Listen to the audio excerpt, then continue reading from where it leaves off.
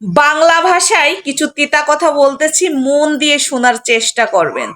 যেসব গরুরা হচ্ছে রাস্তাঘাটে ছাড়াভাবে খেয়ে বেড়ায়, সেই সব গরুদেরকে দেখবেন যে হঠাৎ করে আপনি ঘরে বাইরে ভালো ভালো ময়দার ভুসি, ভালো খাবার দাবার দেবেন, ওদের নসবে না, ভালো লাগবে না, খালি শিংড়ে এরম গুতাগুতি করবে, কোন পাশে ছুট দেবে এবং বাহিরের ঘাসগুলো খাইয়ে বেড়াবে।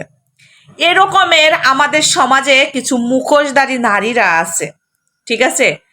তারা হচ্ছে ওই যখন 15, 16, 17 বছর বয়স হয়েছে, বান্দা ঘাস তো খাই নেই, ছাড়া ঘাস খাইয়ে বেড়াইছে।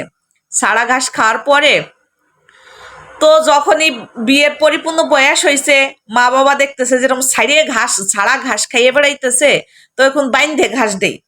এতদিন ছাড়া ঘাস খাইছে, এখন বান্ধা ঘাস ভালো লাগবে না।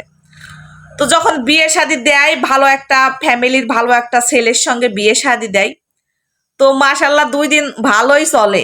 হ্যাঁ, কারণ পুরুষটা হয়তো বা বউরে সময় দেয় বা ছুটি ছাটা নেয়, কাছে থাকে, ভালোবাসে, আদর করে, যত্ন করে, যা চায় তাই দেয়। আর পুরুষ মানুষ তো হচ্ছে ভালোবাসার কাঙাল। নারী পুরুষের কাছে যা চাবে, শুধু পুরুষ চাই একটু ভালোবাসা, নারী কিন্তু পুরুষ কিন্তু সবকিছু উজাড় করে দিতে পারে। তো যখনই দেয় তখন খুবই মাশাল্লাহ 2-1 মাস ভালোই থাকে। যখনই পুরুষটা কর্মস্থলে চলে যায়, তখন পুরুষটা টের পায় কে আপন কে পর। কারণ পুরুষ চাই ভালোবাসা। পুরুষ কর্মস্থল থেকে বাড়িতে আসছে, কত কষ্ট করে শখের নারী কাছে যাবে, ভালোবাসবে, বা 1 গ্লাস পানি আগায় দেবে, বা গোসল করতে যাচ্ছে পানি লুঙ্গিটা আগায় দেবে, বা গামছাটা দেবে, গা গতর ডলে দেবে। এরকমই কিন্তু পুরুষটা চাই। যখনই পুরুষটা এগুলো মানে পায় না, তখনই তার মনের ভিতরে একটু ক্ষোভ লাগে বা খারাপ লাগে যে আমার শখের নারীকে আমি এত কিছু দেই, এত কষ্ট করি, এত কিছু করতেছি, আর আমার শখের নারী আমার জন্য কিছুই করে না। মনের ভিতরে হয়তো বা খুনসুটি থাকে। আবার কিন্তু দেখেন, খুনসুটি থাকলেও দিন শেষে আবার রাত্রে ঠিকই বউকে ভালোবাসা দেয় যে আমার বউ দেখি ভালো হয়। আরে ভাই, বউ ভালো হবি কোত্থেকে? বউ তো সারা ঘাস খেয়ে বেড়াইছে। এখন বান্ধা ঘাস কি আর ভালো লাগে? হ্যাঁ, এখন তো আপনি বাইধে রাখছেন, বান্ধা ঘাস কি আর ভালো লাগে? তো দেখবেন যে 2 দিন 5 দিন এরকমের করতেছে, যখনই দেখতেছে না আমার আর বান্ধা ঘাস ভালো লাগতেছে না, তখনই দেখবেন সিংড়ে এরম এরমের গুতাগুতি শুরু করে দেবে।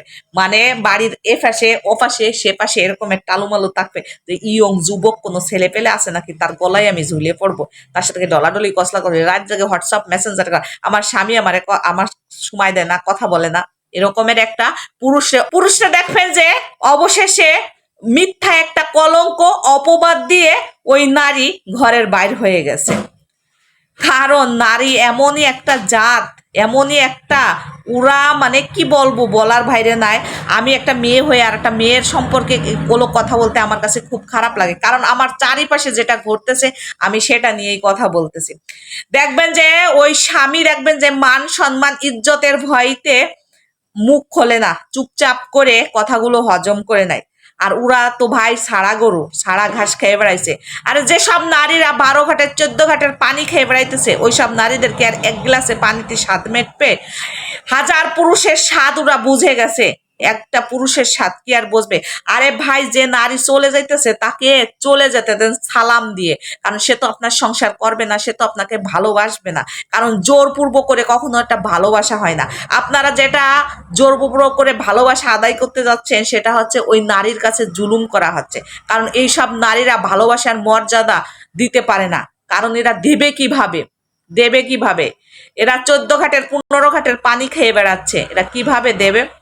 তাই আমি মনে করি যে ছেলে মেয়ে হওয়ার আগেই যেসব নারী এরকম 12 ঘাটের 14 ঘাটের পানি খেয়ে বেড়াচ্ছে, এরকমের উলট পালাট করতেছে, স্বামীর দুঃখ কষ্ট বোঝে না, স্বামীকে সম্মান মর্যাদা দেয় না, এমনকি নিজের স্বামীকে রেখে অন্য পরপুরুষকে ভালো লাগে, এমনকি অন্য পরপুরুষের সাথে বেহাইয়া কুকীর্তি কইরা আসা, মিথ্যাকে যুক্তি দিয়ে সাজাইয়ে মানুষের সামনে এমনভাবে উপস্থাপনা করে, মনে হয় যে ওই সব নারীর মতন ভালো এক পিজও নাই। কারণ সময় থাকতে নিজের সম্মান ইজ্জত বিক্রি না করে, আর রাতে দিনরাত 24 ঘন্টা ইনকাম করে যে টাকাগুলো সঞ্চয় রেখে দিয়েছিলে, সেই সঞ্চয়গুলোই কাবিনের টাকায় দিয়েতে আর কেস টানতে টানতে তোমরা হতাশ হয়েও না। কারণ তোমার জীবন, তোমার লাইফ, তোমার ভবিষ্যৎ তোমার হাতে। সেটা তুমি অর্জন করে সময় থাকতে সেখান থেকে কেটে পড়ো।